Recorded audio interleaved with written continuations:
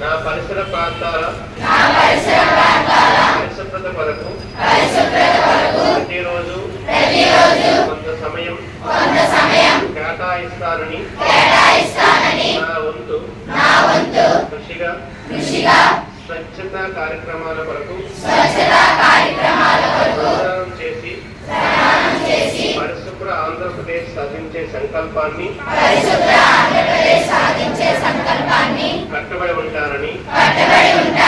ఈ రోజు పరిశుభ్రత గురించి వేసిన ఈ ముందడుగు ఆంధ్రప్రదేశ్ రాష్ట్రాన్ని శుభ్రపరచడంలో సహాయం చేస్తుందని నమ్ముతున్నాను. ఈ రోజు నుండి నా తోటి వారికి కూడా స్వచ్ఛ ప్లాస్టిక్ నిర్మూలనపై మరియు